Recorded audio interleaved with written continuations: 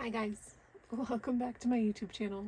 I have tried to explain and record this video like 3 separate times, and I think it's because it's really hard to articulate into a video that's useful, because the next part of my healing journey, the next section I want to talk about, was very based out of intuition. And so trying to teach intuition is a lot harder than I expected it to be. But that being said, the next section I want to talk about is chakra healing, and specifically this one meditation that I was kind of intuitively shown to do. After I focused heavily on grounding and doing that grounding meditation all the time, it turned into a bigger meditation. So if you haven't already, maybe go check out that grounding meditation, because this next part kind of goes off of that.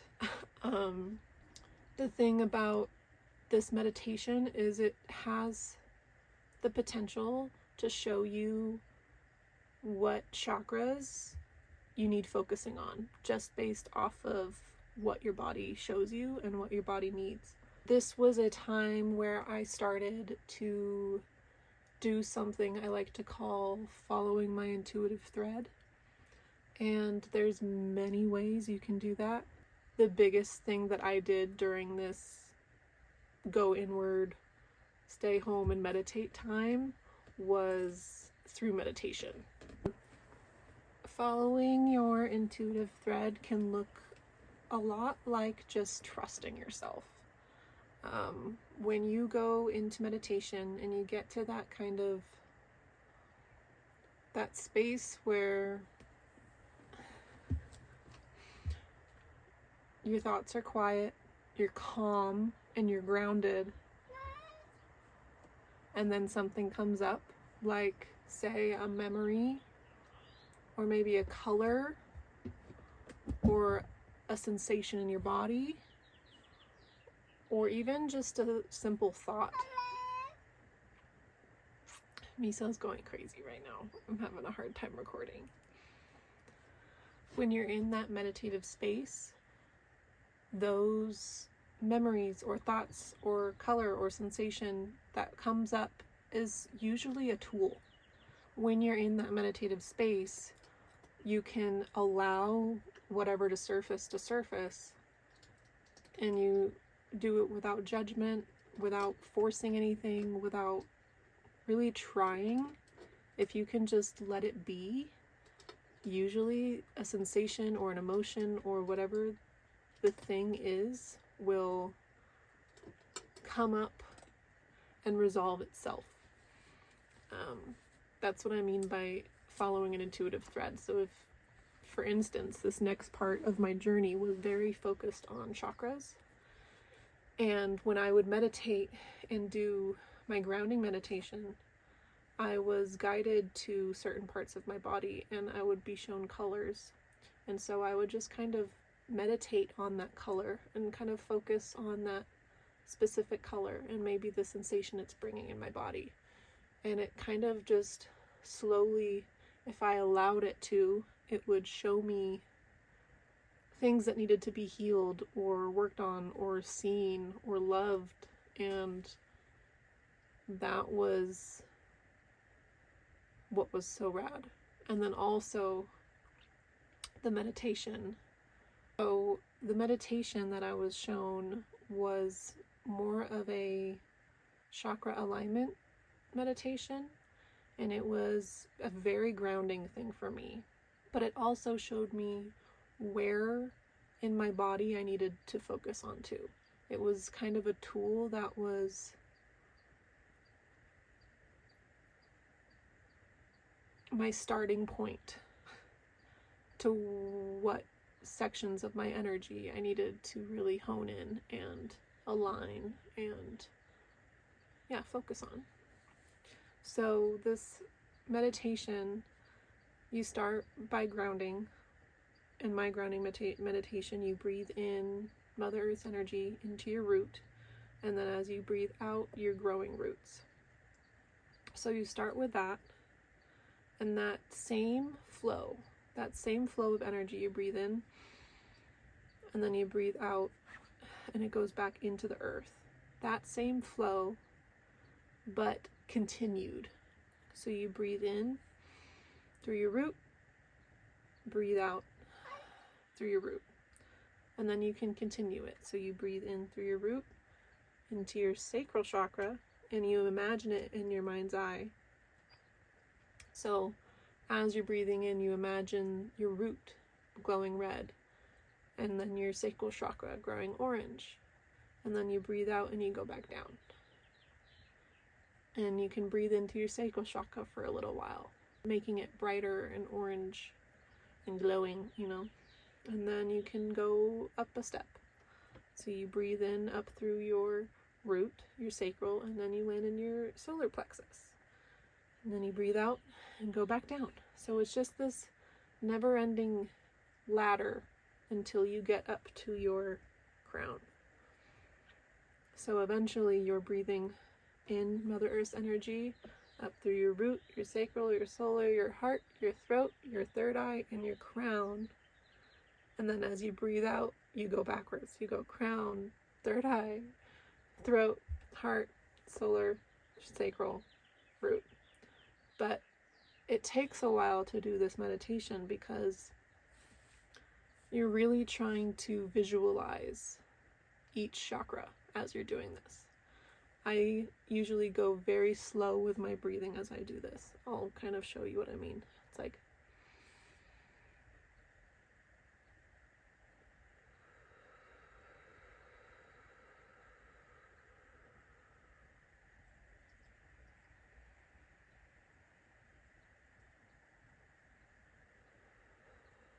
so it's a very conscious, steady flow of energy going in and out of you. And the really cool part about this meditation that I used tremendously is the intuitive thread part, the intuitive lead part, because as you're doing this meditation, you will notice that some chakras might be harder to visualize as you get to them. Maybe they don't glow as bright, or maybe the color isn't as obvious and as prominent. So that can kind of tell you, okay, maybe that's something I need to focus on, that chakra. For instance, mine was my sacral chakra that I couldn't really imagine very well, or it took me a lot more breaths to get it up to that level of everything else. Another way that my body showed me that I needed to work on a certain chakra was the flow of the energy. If it wasn't super smooth, like if I'd get stuck somewhere, that's also like a little blockage. Maybe there's some type of energy blockage in that. Another one, a big one for me, was the flow again of the breath and you visualizing it going up and down.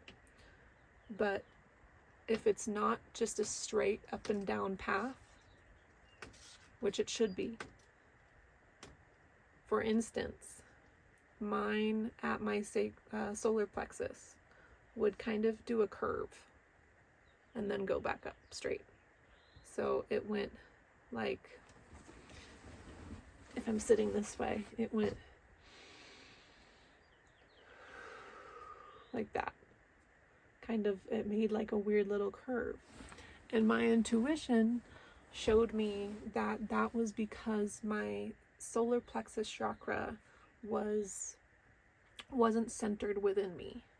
And the solar plexus governs personal power and boundaries, right?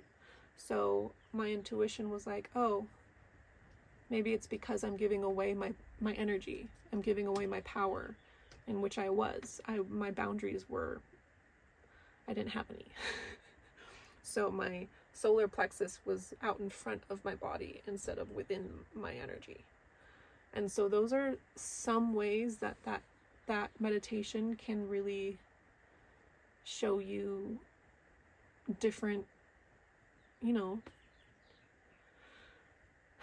different things you can work on, and different alignments, and how powerful one is, and how much one needs a little bit of support and help. There's so many ways you can support your chakras. There's different foods feed different chakras. There's yoga poses. There's literal color therapy. You can wear the color that you really need to help. I would do that a lot. I would wear yellow. I'd try to wear yellow every single day at one point. There's hertz frequency music you can listen to that are based and focused on chakras. There's so much you can do, and you can just research it. It's super easy to just go heart chakra supporters. And yeah, if you just work on that and just really, and like meditations, you can do chakra based meditations, and I did those every day. So yeah, I'm going to upload a guided version of that meditation so you can literally follow along. But the reason I'm explaining it to you, is because it is such an intuitively led meditation. And if you're a visual person like me, it is the most beautiful meditation ever, because of what it can do for you, and because it teaches you to trust yourself, and trust what it's giving you. Trust the signals it's giving you. If it's feeling stuck, if it's outside of your body, if one's not bright enough, or not as bright as the others. There's so much that your mind will just show you, and you just have to trust it and listen. Don't second guess yourself. Don't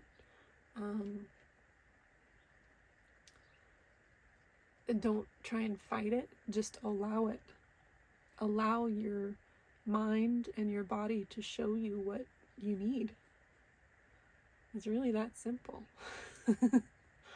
But yeah, try that out. If it's confusing to you how I explained it, please let me know, and I'll try and post a more in-depth explanation of the meditation itself. But let's start there. I think that one actually worked. So, yeah. Peace.